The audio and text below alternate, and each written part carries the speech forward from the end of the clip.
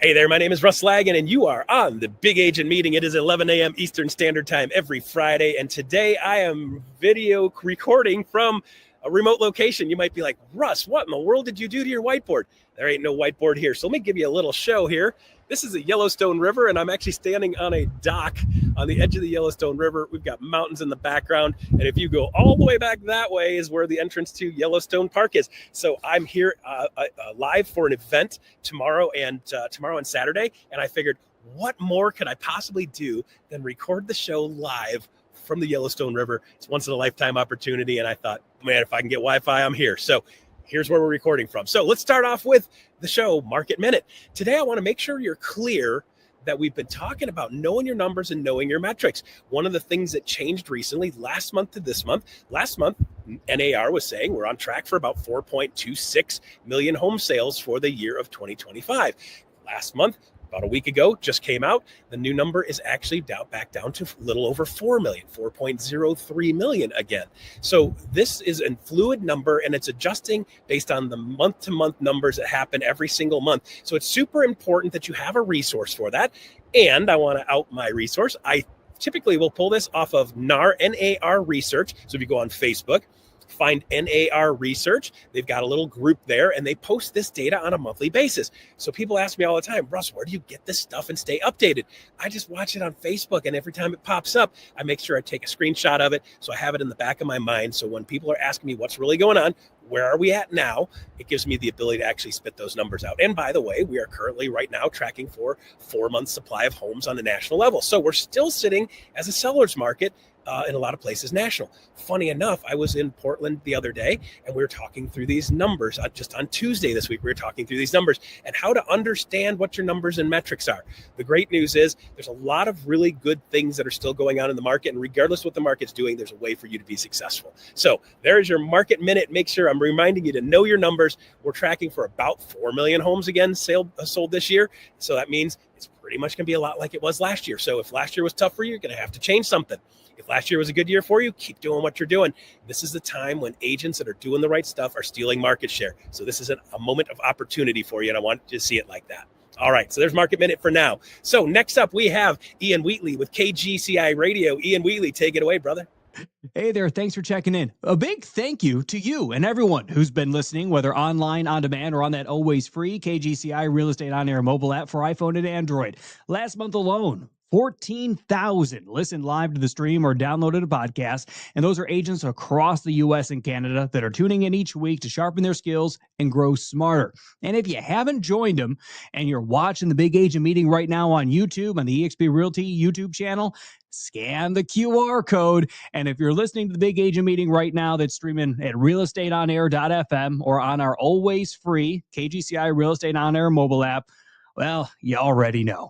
Well, coming up right after today's Big Agent Meeting, we're going to be diving into this week's Friday Focus. And this is one you're not going to want to miss. We're going to be digging into how to nurture and convert high-value leads. It all kicks off with a replay of this past Tuesday's Real Estate On Air Live, where I got to sit down with eXp Realty agent Shane Carvalho as we talked about building trust, qualifying for the long game, and what actually works with a VIP prospect. So if you've got leads in that database, you're wondering who's worth the follow-up or to the extent of the follow-up, this is the one worth following up on.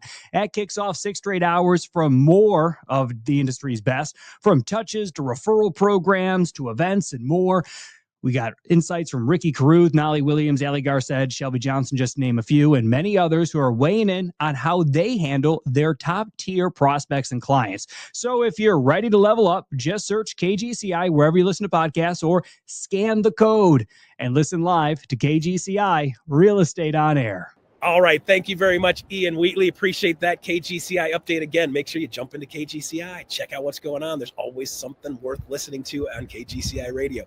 And next up, I recorded a special session standing right here yesterday with the one and only Kelton Coverdale talking about the new co-sponsorship. Co-sponsor just went live yesterday, May 1, and I did a recorded special session with her talking about what co-sponsorship is. So if you don't know what that's all about, stay tuned. Coming up next, co-sponsorship with me and Kelton. Roll the video. Hey there. Today we have a special session. We're going to be talking about co-sponsorship. If you haven't figured out, yesterday, May 1st, was the official launch of co-sponsorship, and I have with me the one and only Kelton Coverdale. She's been running point on the operations side, detailing and dotting the I's and crossing the T's on the back end of co-sponsorship. So, Kelton, you still have hair. I still have hair. We live to tell the tale. Anytime we launch something new and big and exciting, there's a lot of moving parts that go on in the background. I want to just say thank you for all the hard work you've done on this. I know you and I have been working and collaborating together to make sure we get all the parts and pieces, and we'll never get it 100% right, but we got a pretty good start to this, don't we? Feeling good about it. All right, good. So part of this was I shot a video to explain co-sponsorship. So what we're going to do is we're going to roll that video, because I don't have my whiteboard behind me. We're going to roll that video so you guys can see what co-sponsorship's all about. And then Kelton and I are going to give you some more details and information on some of the things we should be doing and some of the things we shouldn't be doing. So let's roll that video. Hi there, Russ Lagan, VP of Growth for EXP. And if you haven't heard already, we've got an exciting new program coming to us, 2.0, one more thing at EXP, which is co-sponsor. So you may have heard of co-sponsor before. Other brands have co-sponsor. And a lot of times in the other brands, here's how co-sponsor goes. Steve decides he wants to join the brokerage, and he really likes Michael. Michael and him go way back. He loves Michael, but man, Olive's got some amazing stuff that she's doing that Steve would like to learn. So in a typical co-sponsor scenario, you'll have a 50-50 split. Each one of them gets half of the revenue, right? Or in one of the other brands, you've got a 45% split, 45% split, and then 10% goes to the company. Not that those are bad, but EXP looks at that kind of stuff and says, hey, we can next level this. Watch this, y'all. So here's what happens with Steve. Steve comes in with that same scenario, and it could be, I want to work with somebody else because they've got cool stuff, or I want to work with somebody else that's local. This gives you the opportunity to partner with anybody in the whole company, as long as they're not within your own immediate 7 levels. So that means pretty much everybody is fair game. So with this being said, Steve says, I want to hang out with Michael. I really like that guy. He's going to name Michael as sponsor. He's going to name Olive as co-sponsor. So what happens now is Olive takes up what would have been the level 1 position. So that rev share doesn't really change. No more dollars are going out, no more dollars are going in. It's the exact same thing. So it makes it so this is sustainable and doesn't break our rev share model or change it. Nothing changes in the dollars going out. So what happens with Steve is when Steve does a transaction, Michael gets paid rev share as if Steve is on his level 2, which is great because now Michael's going to get paid at 20% since Steve is on his level 2. And the revenue share is going to flow up above the sponsor like it always does in the past. In this one, the scenario with Olive will get paid rev share, which is pretty cool. And then the revenue share stops, does not flow up her revenue share organization also. So with that being said, here's the fun part. Steve has a closing, Olive wins, and Michael wins, which is pretty cool. And Michael's organization gets the rev share just like in the past. A couple of additional things is revenue share goes to Michael. Michael also gets a stock grant being the sponsor, just like we do now.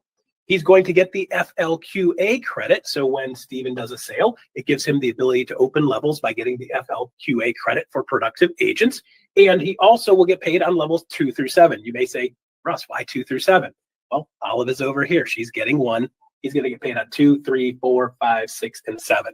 So if somebody pops in down here on level 8, he doesn't get paid, just like it is now. The cool part is Olive now, she's going to get rev share, which is pretty cool. And she's going to get revenue share on levels 1 through 7. So if Steve brings in Joe, Jane, Jack, and so forth as they grow down, she's going to get paid on level 1, 2, 3, 4, 5, 6, and 7 in her organization, which is pretty cool. The other thing is she's going to get the bonus fast start program for 50%. So you get revenue share 50% in year 1. So Steve is closing deals, you get 50% of the rev share for year 1. So with that being said, here's what happens. Olive wins, Michael wins, Steve wins. He gets the support. He gets to hang out with the people he wants to. He gets the knowledge base, he gets the experience, and he gets to work with both organizations to be able to take his business to the next level. That's what it looks like to 2.0 next level co-sponsor at EXP. All right, so there you go. Now, if you watch that video and you're a little bit confused and you have more questions, I would say the first thing you're going to want to do is watch that video 5 or 6 more times, because it's got most of the information, it's got most of the details that you're going to need to be successful with this. So Kelton, now based on that, so people have an understanding of what we're doing with this thing, what are some of the things that we should be thinking and doing? Like, how do we do this? How do we implement this now? So first of all, who's it for? We've got our brand new agents to EXP. So this is for a new sponsee to name. They have the opportunity to choose to name a co-sponsor in addition to the sponsor. So I think Yep. that's super important to know new. And for those agents that are already here to interact, you could be named as a co-sponsor. So there's an interaction on all fronts, but for the naming, the sponsee has to be new. So I think that's a critical detail there. So Excellent. launch May 1st, and then we've got this reach back period that's important to know about as well. Love that. So dates for that, we've got February 24th through April 30th. If you Yep. have joined EXP within that time frame, you have a one-time opportunity to name a co-sponsor. The form works for you as well. And that has to be done by the end of May. So May 31st, if you have not submitted that, you forfeit your ability to name a co-sponsor. There you go. So we've got some agents that came in after February 24th, and they're saying, man, if I had known that, I would have. And that's exactly what that look back period is for. So you didn't miss out. You didn't lose anything. It's still available for you guys if you want to do that, right? So if you got somebody that you really wanted to name also, this is an opportunity to go ahead and do that. Okay, so this is for agents that need something a little special in their life. This is for sponsors that are saying, hey, Kelton, you're not in the same town as I am, and I'm bringing this person into the company, and I really would love someone to have some boots on the ground to help that sponsee be more successful. This is a perfect use for co-sponsorship. Wouldn't you agree? Agree, 100%. Good. So a couple other scenarios. You got some more there, Russ? great. No, you go get it. Couple other scenarios that could work. Maybe you're looking for a specialty skill. So the sponsor that's an old buddy that most influenced you to join, that's your original sponsor, your primary sponsor that you name, but maybe you're really interested in social media. So you look for that skill-based specialty that you can get out of both. And that's where you get that double leadership, influence and support that we're looking to really offer to our EXP population. Yes. Yeah. So there's a couple of other scenarios that work also. So for me, I have a certain skill set. I'm a people person, but I'm not super great with tech. So as a sponsor, if I partner with somebody that had some of the skill sets that I don't have, that dovetail with the skill sets I don't have, what we end up having is a scenario where we can take way better care of people that are coming into the company to make sure, number one, they have the inspiration, they have the drive, they have the enthusiasm, move forward, and the passion. That's what I bring to the table. And then we've got somebody that can help them dot the I's and cross the T's and help them with their CRM. I'm not a CRM specialist. But for me, I always like to be partnered with somebody that has that tech background to be able to make sure that when I bring somebody in, we can take good care of them in all avenues. We've also got some people that are like, hey, I would love to learn to work with people that are specialists with YouTube. So this gives you the ability as a sponsor to collaborate with other people that are in the company. Instead of having to bring people in and hope and do the best you can, you have the ability to collaborate with other people in the company that can really make the best scenario for a sponsee to take care of them. Because overarching goal at EXP is always to make sure we are agent-centric, which means somebody comes in here and they have the best shot at being successful. And sometimes partnering up with somebody that has skill sets that dovetail with yours is a brilliant way to take your business to the next level. Don't you agree? Couldn't agree more. That dynamic support that's given through two different people is, I think, going to change the game. Yeah, so this is 2 + 2 = 5, right? Because that's right. Just have two. It's science. Awesome. So let's touch base on a couple of things we don't want people doing. Okay, I'll start with one that I've seen a couple, and we've shut down a couple of these. Mass emailing people that are not in your world, in your sphere. Now, if you're going to send a mass email to your people that have opted in so that they are expecting this and they've said, yes, I want you to communicate with me. If you want to send something to them, totally fine. But if you start mass emailing outside of your local sphere, your local database, that's when we're going to start to make sure we're being clear that that's not what we're expecting and wanting to be done here. Again, this is not a one size fits all. I'm going to go out there and be a panhandler style of doing business saying, choose me, pick me, pick me, pick me. That's not what this is for. This is for building relationships and taking care of people that are coming into the company. This is not for just going out and mass emailing saying, hey, you can pick me as a co-sponsor. Good? Good. Anything you want to add to this? I'd say that understand each point of view within the trio of a sponsee, a sponsor, and a co-sponsor. They all have a unique vantage point, and it depends on which role you're playing in that scenario to kind of figure out some of the questions, answers, and ideas you might have. And this is really sponsee-led. So the sponsee has to make that call to add in that co-sponsor and to name that sponsor. Yeah. They dictate that action, and the expectation for best practices is that if you are named, if a sponsee is naming you, that there's already a communication that's occurred. So those three people, they already know each other. They understand each other's skills. They're looking for that trifecta of what's going to really support. And that's an already established communication before people are jumping in to name others. So that is the best practice and expectation that I'll kind of layer on to what you've said there. Yeah, good. So making sure that the sponsee is aware of what we're doing instead of tattooing the sponsee with a co-sponsor and they have no idea what's going on, not a good scenario. So we want to make sure everybody's communicating what are we doing and how are we going to work together as the three of us to help that sponsee take their business to the next level. So love that. Is there anything else you need to add? I'd say always go to the toolkit. We got an EXP toolkit just for co-sponsor. We have this available in multiple languages, and hopefully we can drop that here. But that is going to be your best resource. You got all your FAQs. You got how-to videos of specifically if I'm ready to name, what do I do? We got a video that's going to break that totally down for you. Access to that video, and the form itself is found in my EXP under Knowledge Base and Tools if anyone's looking. All right, great. So that is exptoolkit.com/co-sponsor. That's where you can find the toolkit. It's got all the details. It's got FAQs, frequently asked questions. It tells you guys you're going to have questions. We've already got the answers already built in there. And if you see something is missing in there, don't hesitate to reach out to us and let us know if there's something we need to add. There's a couple of different videos that you can use to help explain it. The video you just saw is in that toolkit, so you can watch that again 15 more times if you want. And then if you guys get stuck and you need to talk it through, we have a whole growth team, every one of our regional directors, and of course myself, Amy Weaver, Frank Panunto, Tony King, VP, senior VPs at the growth team. We're here to help you guys make sure we can leverage this for you guys to have the most success and take agents' businesses to the next level. This is 2.0 for EXP, taking it to the next level to help make sure we bring everybody into this company and they get what they need out of the experience being with EXP. So Kelton, thank you for being the tip of the spear on the ops side. That's been beautiful working with you. You're one of my favorite people and you are a lovely human being in addition to that. So thank you for being you. It's been a fabulous adventure, and it's been a pleasure doing it by your side as well. It's been a labor of love for many, many folks. So all coming together. I'm glad to present it forward and hoping that agents are going to enjoy it. All right. We appreciate you and your team and everything they've done for co-sponsorship. So there you go. Co-sponsorship is live as of yesterday. Take it to the next level. Grab somebody and do more business and collaborate. We'll see you on the other side. All right, so there you go. That's what co-sponsorship is all about. So if you've got questions, jump into that toolkit. Take a look at the toolkit. Make sure you get as much information as you can because knowledge is power. We want to make sure you guys are utilizing every tool we can to help you take your business to the next level, particularly in attraction with EXP. So next up, we have the one and only Leo Pareja. Actually did an interview with JP Villanueva. Close, right? And they did an interview. So let's roll that interview. Well, I'm excited to be here with JP on BAM and share a little bit about his journey. JP had a remarkable 2024 with 102 closed transactions as a solo agent, 70 million plus in volume. That is extremely remarkable. The per person productivity in Canada for 2024 was 7.4. So just have some context there.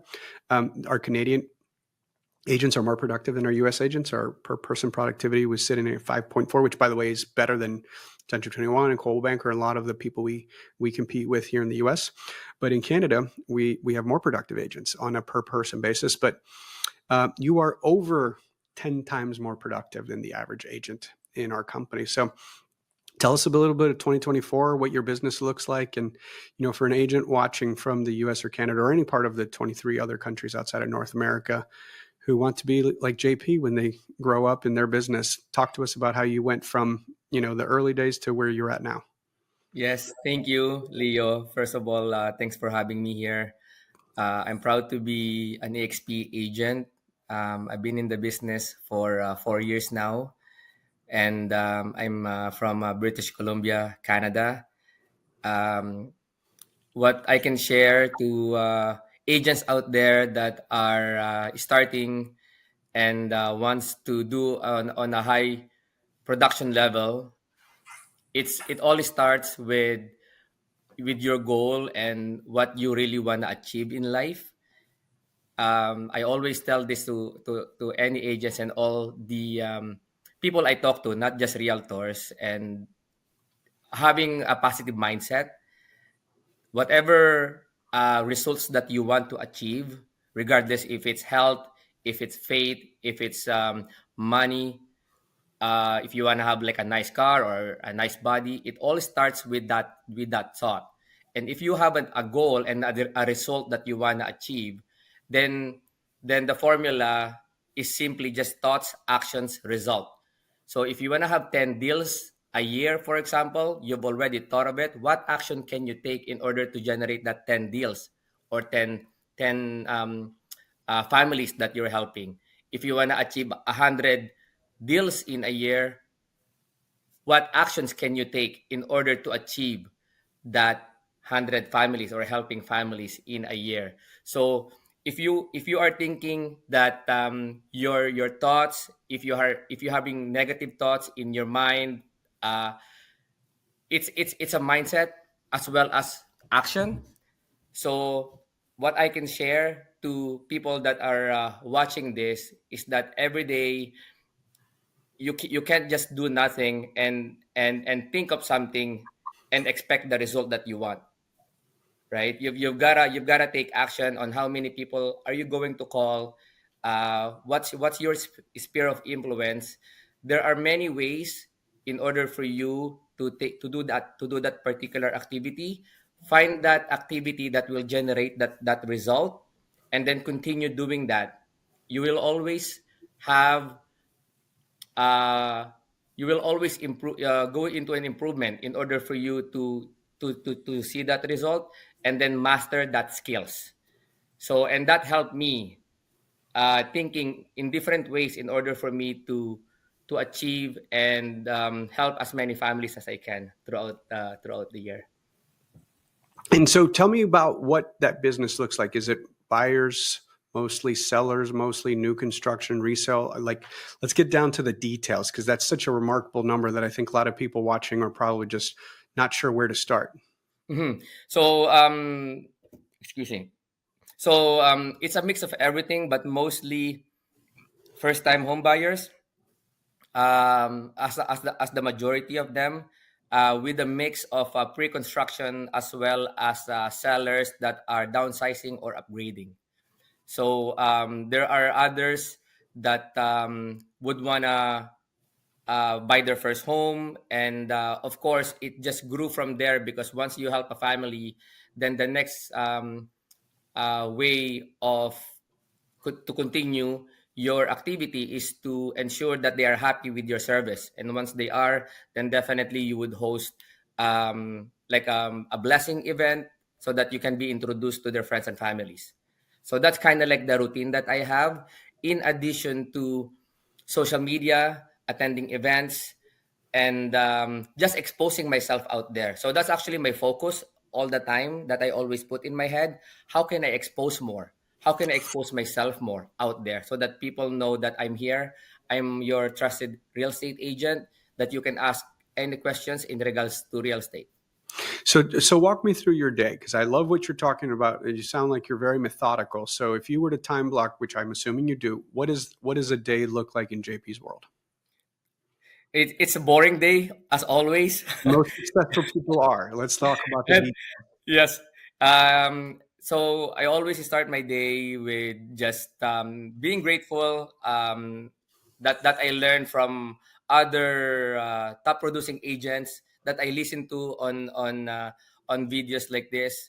Always be grateful. Always be happy and thankful that I woke up. I had my families, my wife, my kids, and and then it's not easy to eliminate checking on social media right away, but I'm trying to eliminate that at some point now. So after thinking positive as all the time, uh, is pretty much my formula and the key that I always think in my head. How can I always think positive? And I'm always doing my best to always think positive the best way I can.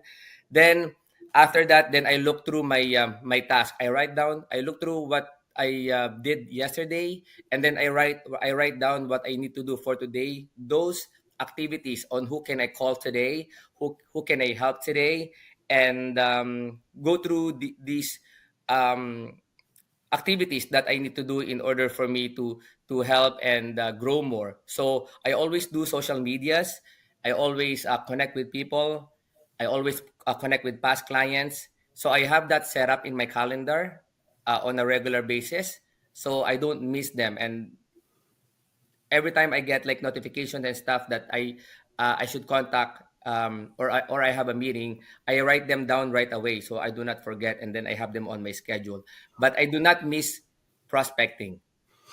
So what does your support look like? You're a solo agent, but I'm assuming you probably have some virtual assistants, some form of support. How do you do what you do? Because I did 99 units my best year ever as a solo agent, and I got the flu. I got strep throat 5 times, and I almost ended up in the hospital because I was not doing it in a sustainable way. But you look like you are very healthy and in a great mood on this call. So tell me how you did that, because the way I did it was not sustainable. But I always love to understand leverage systems. Correct. Yes. So I always differentiate being productive versus being busy. And what keeps me busy is not keeping me productive. And what I mean by that is there's a lot of paperwork that keeps an agent busy. I always try to get away from that, and that's one thing that I leverage, right?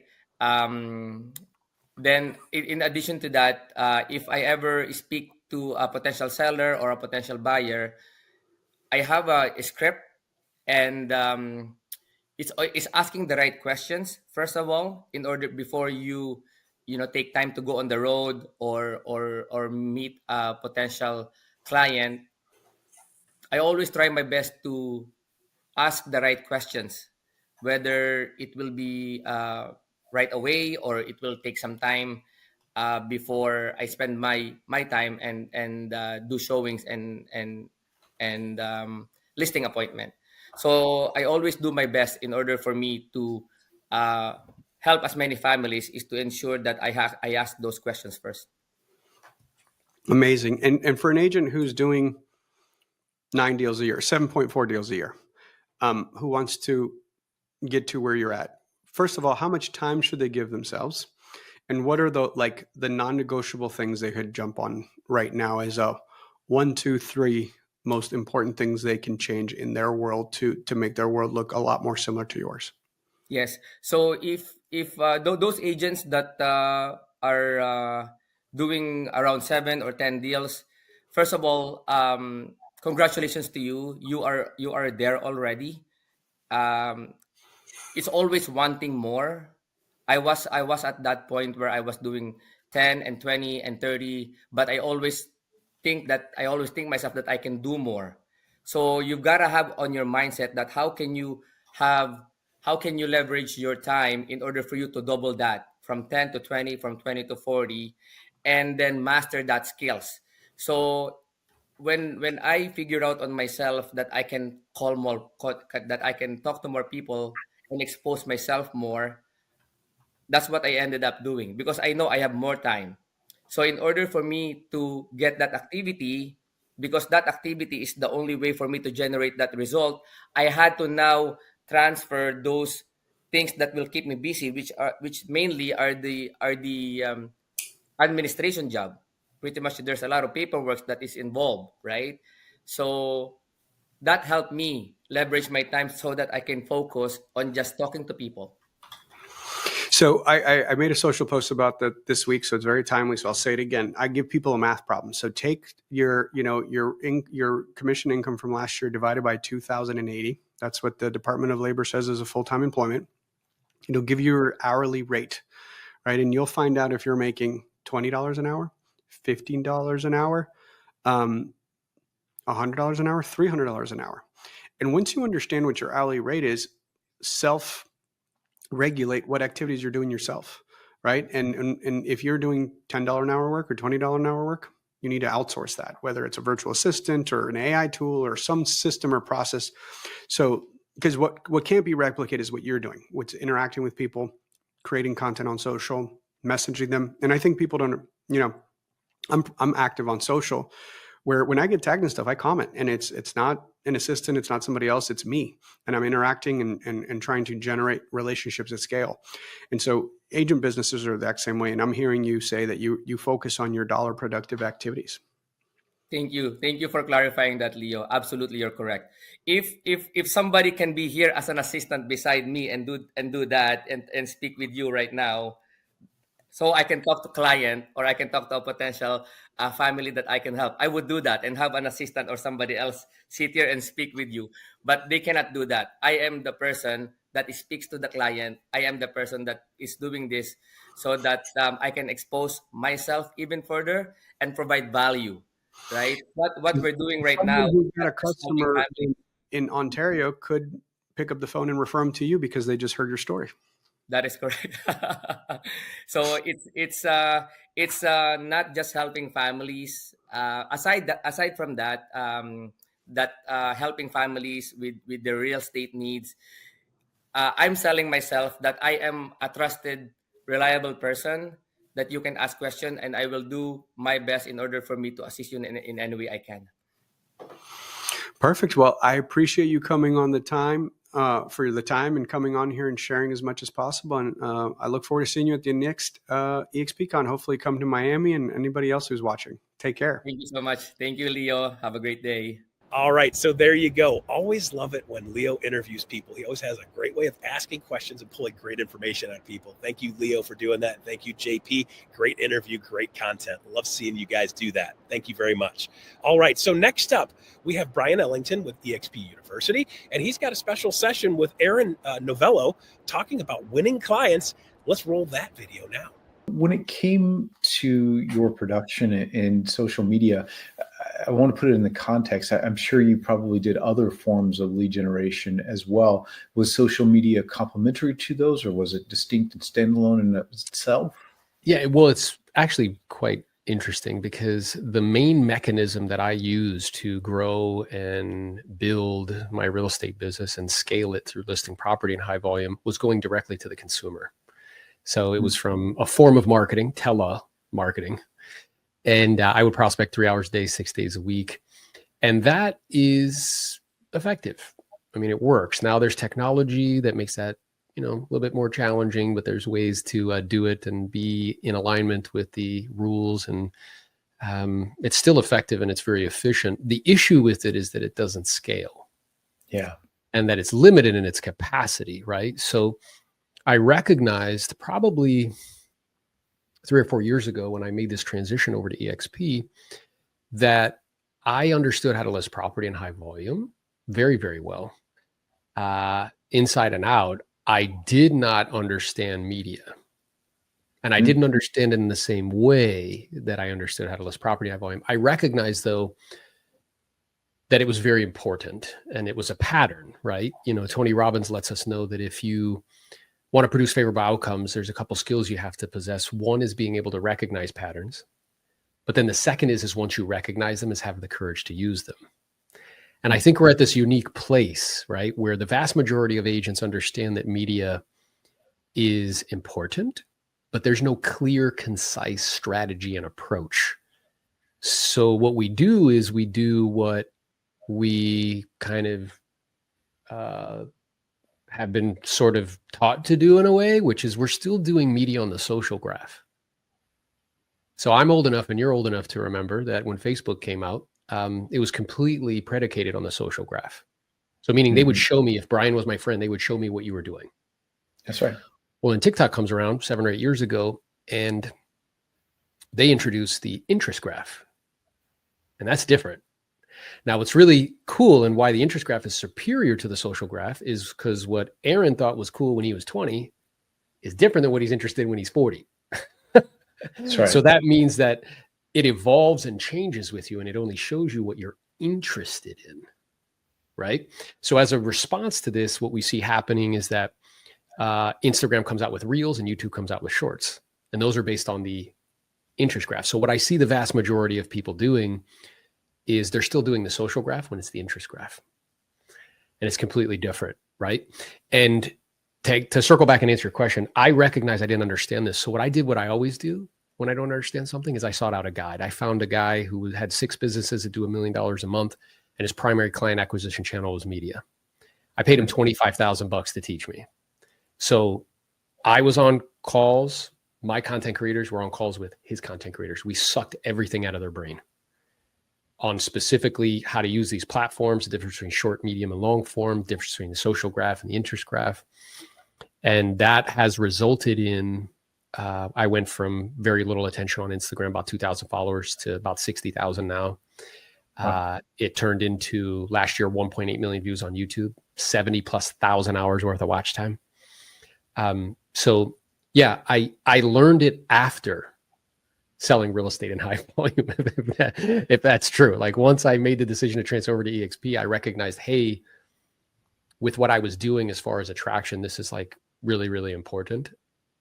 So I went down the path of learning it. What I would also propose or suggest is what I've learned now, I help agents, whether they be in our coaching company or people in our organization, apply to generating leads for their real estate business. And it works just the same. Well, yeah.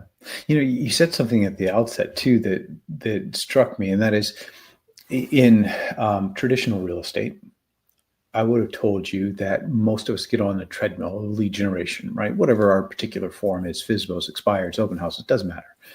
We get on that treadmill. And until we build and effectively work a database, we're going to stay on that treadmill. A database allows us to take the people that we're meeting, which, by the way, the vast majority of people that we meet through our lead generation efforts are going to be future need people, not immediate need people. Mm-hmm. And it allows us to take those people, put them into an effective system that keeps us top of mind. What I've come to find in these conversations with people like yourself is that social media is an extension of your CRM, so to speak, right? When used effectively. And that then becomes that sort of strategy. Now you use it for attraction, but to your point, this is the same thing for real estate sales. As I'm talking to these social media gurus who are killer agents, and they're using it for that. Yeah, and I think absolutely 100%. And I also think, so there's some key things that if somebody was watching this, I think to myself, okay, what would be like 3 or 4 things that I could share with you that would get you 80% of the way there? Okay. The first is the difference between the social graph and the interest graph. So the vast majority of everybody is posting pictures of their kids and their vacations and what they're doing, and nobody cares. Okay. Nobody. So they're doing that. Yeah. They're doing that wrong. Okay. Yeah. Now this, and I always find it interesting where I when I'm talking to agents, I'm like, why are you guys posting pictures of you working out? Last time I checked, none of you guys make money from being like, a physical trainer. Like, right. It's just lazy. And it's really people using social as a mechanism to gratify their ego. Like, look at me. You're not actually positioning yourself as a guide to help anybody to solve their problem. So the first is social graph versus interest graph. The second thing I would suggest or propose is everybody should go out and get the book Story Brand, Building a Story Brand, and they should read it. Building a Story Brand. Okay. Yeah, because what we don't, his name's Donald Miller. Okay. And I saw Donald Miller speak, and I don't know if I'm sure you've had those moments because education is your thing, where you're in the presence of somebody and you know what they're saying is true. Like, I don't need to debate it in my mind. I looked at my wife, I'm like, this is the way, like a Mandalorian. He knows exactly what he's talking about. So I studied it and began teaching it, to others and implementing it. And the proof is in the progress. I'm seeing what's happening for me. So what we don't recognize is that we live in a world where distribution's free. Distribution there used to be gatekeepers of distribution. So like, what would it take for you to get on TV? Well, you had to be exceptionally talented and you had to be super lucky and know somebody. I don't need either one of those to be on YouTube. Yeah. Right. And the gatekeepers to get on radio is like very difficult. And now I can have a podcast. Right. So distribution's free. And there are also mechanisms to tell stories. And narrative is a construct of reality. We learn because we have the good fortune at EXP to have access to, the Amplify Your Influence, Rene Rodriguez, and he tells us about frames and he tells us about narrative being a construct of reality. Well, these platforms allow you to tell stories. And as such, we need to learn how to become better storytellers. So if you study Story Brand, like we've been telling stories for thousands of years. And as humans, it's the only technology that we possess that allows us to captivate attention for extended periods of time. It's the only thing that we have. And there's a clear best practices for storytelling because we've been telling them for so long. And it follows this trajectory, right? Or this kind of pattern. There is a hero who has a problem that they cannot solve themselves. Because if they could, there would be no story. They find a guide That guide gives them a plan, calls them to action, because heroes don't take action on their own accord. They need to be prompted externally. Then the hero then uses the plan. They get what they want. They avoid what they don't want. So let me demonstrate what I'm talking to you. So like what I'm sharing with you. So Harry Potter, who's the hero? Harry. Who's the guide? Dumbledore. Star Wars, Luke Skywalker, who's the hero? Luke. Yeah. Who's the guide? Obi-Wan. So every story, every book, every movie you've ever watched follows this. So what I find super interesting, okay, is going back to social graph versus interest graph and the way people are doing it. If you think about it, who's the second weakest person in the story? The first weakest is the villain. So like Voldemort didn't even have a body. But who's the second weakest person in the story? The hero.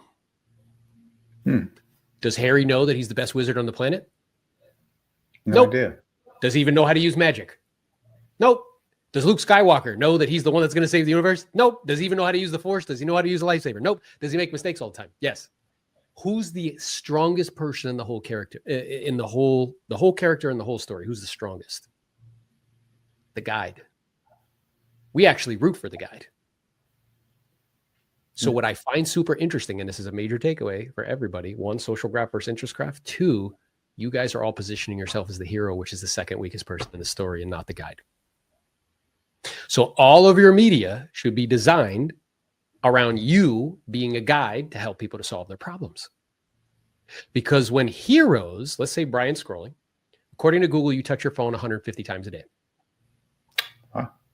Text messages, checking your calendar, emails, whatever. And a small portion of that, maybe like an hour, sometimes more, will be on social platforms. Okay. So when you're going through and you see another hero, because you view yourself as the hero in your own story. Yep, we all do. So when you see another hero, do you know what goes through your mind? Oh, Aaron's a hero just like me. I wish I could stop and listen to what he has to say. I'm too busy trying to find a guide to help me to solve my problems. And we all have problems. We have financial problems, marital stuff, spiritual stuff, money stuff. We're all trying to solve our problems.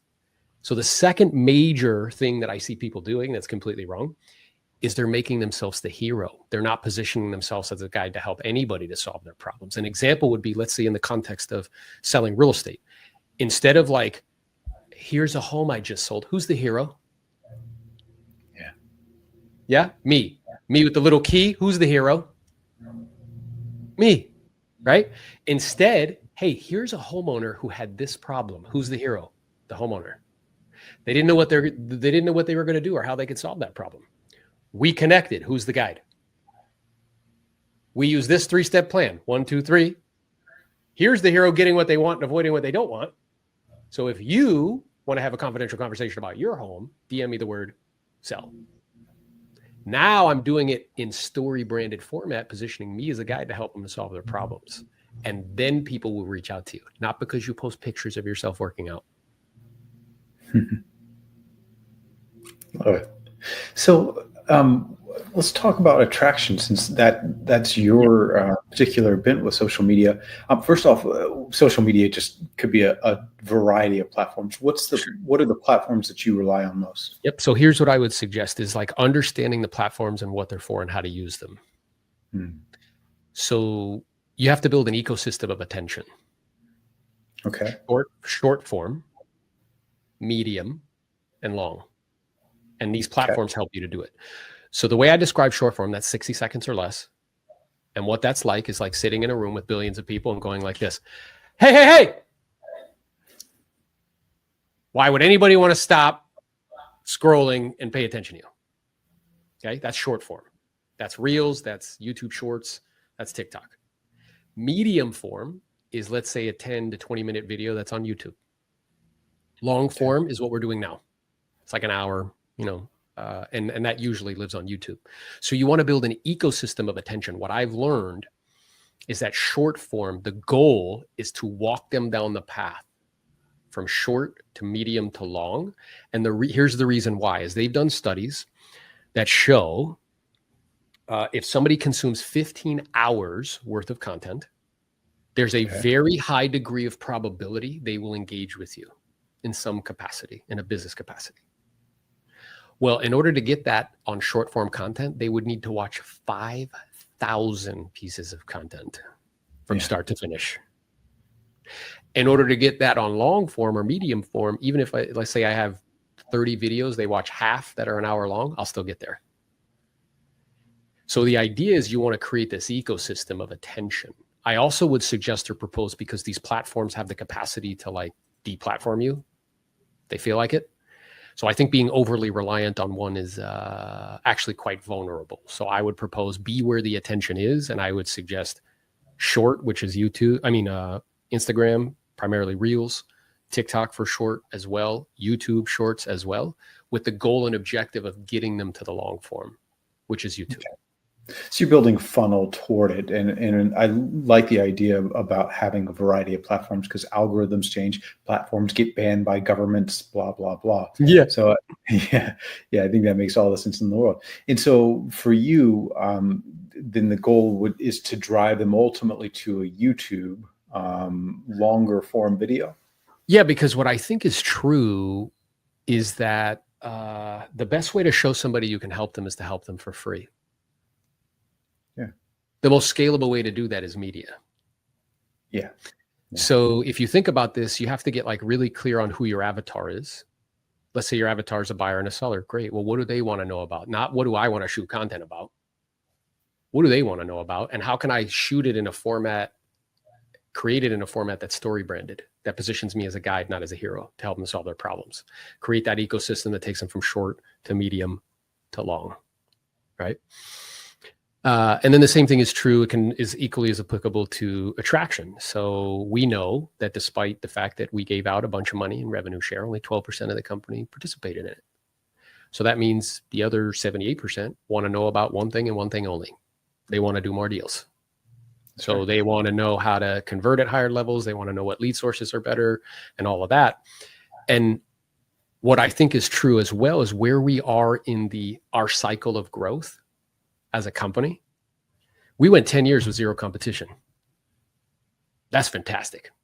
Amazon went 7 years with no competition. That's unbelievable.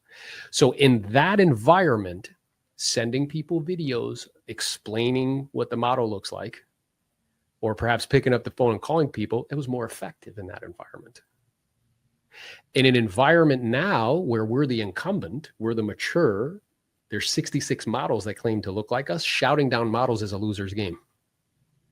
So instead, you should try to become the type of person that somebody would say yes to without even knowing what you're doing. The best way to do that is the best way to show them you can help them is by helping them for free and equipping them with what they need. Specifically, let's say it's agents on how to do deals in higher volume. And if it's a different avatar, like buyers and sellers, what they need in order to accomplish their goals and objectives. You know, I talked to Hallie McCrory up in the Dallas area. And when you look at her metrics from Instagram, her viewers are her, right? I mean, like age range, gender, all of it. And so she just talks to what she loves. She talks to what she knows.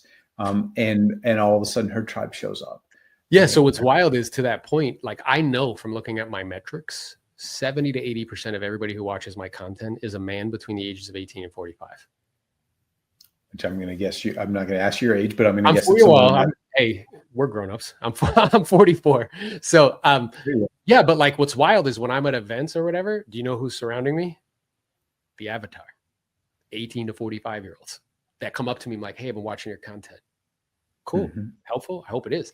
Now, so it's like knowing who your avatar is, knowing what they're interested in. And what I would propose, if you think about that, there's multiple levels to that. But let's say like buyers or sellers, like let's say that client I was talking to you about that I coach in Massachusetts, and she's tripled her business, right? And I told her, I'm like, you want to become the local mayor and the digital mayor. So we've been intentional and purposeful in both areas. And what I told her is like, yeah, you want to become a guide that you want to position yourself as a guide to help people to solve their problems, and they'll start reaching out to you. And that's precisely what's been happening over time, but it took time to accomplish that. Yeah. And Yeah. So, what I would suggest to people is like in terms of her avatar, a lot of people move from she knows where they come from. They're all moving from like this area in New York and this area here and this area there. She knows who they are. So what I told her is like, let's think about it. Like, let's go to a whiteboard and be like, okay, every single time that you meet with one of those people, what questions do they ask you? They ask me about this. They ask me about that. They ask me about this. I'm like, you know what's fantastic? She's like, what? They're telling you what to create content on. So we write it all down. Okay, cool. Now your job is to go create content in a story branded format to answer their questions. And then what will happen is I told her you can create this video series, let's say of like, how to buy a home if you're coming from out of the area, which most of our people do. Before you meet with them for the first meeting to go show properties, I'd say, hey, Mr. Ellington, in preparation for our time together, what I think would be helpful or useful is if you watch this video series, I'm going to email it to you and text it to you. So that way you're fully equipped and fully prepared, and it can answer a lot of the questions that you'll have that we find that folks who move from out of the area are interested in. And it'll just make our time as effective and efficient as possible. So if you got some time, just check it out. And then it becomes a tool. So not only is it a lead generator, but it helps to be a tool to like make it, more effective and efficient. So I'm clear that in terms of attraction, my avatar is 2 people. Agents doing 0 to 100 deals. They want systems, processes, lead gen, conversion. That's what they need to know about. My second avatar are agents that do a lot of deals but have no time. And they want to learn, how do I reclaim time? How do I do more with less? How do I get time freedom and location freedom? And I can teach them media. I can teach them attraction. I can teach them, the investment side of things. So it's being clear on who those 2 avatars are, and then create content that they want, not you. Not what I feel like, I feel like pontificating on today. Like, no, what specifically does the avatar want to know about? That's smart. All right. I know we're at time here. So thank you for doing this. This has been awesome. I really appreciate it. And how can people get in touch with you, Aaron? Yeah, super easy. Just at Aaron Novello on all of those platforms. And I look forward to the opportunity to interact and perhaps be a guide and be of assistance in some way. All right. Check him out. Check out his channels and then talk to him online as well. Aaron, thanks so much for doing this. Thank you. All right, there you go. Brian Ellington, always bringing the fire, asking the questions, pulling out the stuff and the secret sauce recipes. Thank you, Aaron Novello, for that. Appreciate all the content that you added. And I'm sure you guys now have something you can add into your business and take your business to the next level this year. So thank you very much for that. We appreciate it. All right, so there's pretty much the wrap for the show. The only thing we've got left is QR code to go through if you guys want to give us an NPS score and let us know how we're doing on the show. We always appreciate your feedback and always appreciate you guys giving us scores. We've been getting a bunch of really great scores lately. So we thank you for that. We thank you for the feedback. We read them every single week. Make sure we're staying on track, making sure we're adding value to you guys every single week. So with that said, I want to say, signing off from Bozeman, Montana, from the entrance of Yellowstone Park. I'm going to go see if I can find a bear. Watch me on Facebook. If I spot one, I'll make sure I drop a video in there for you. So that's all for today. Stay tuned. Coming up next, iConversations. See y'all next week.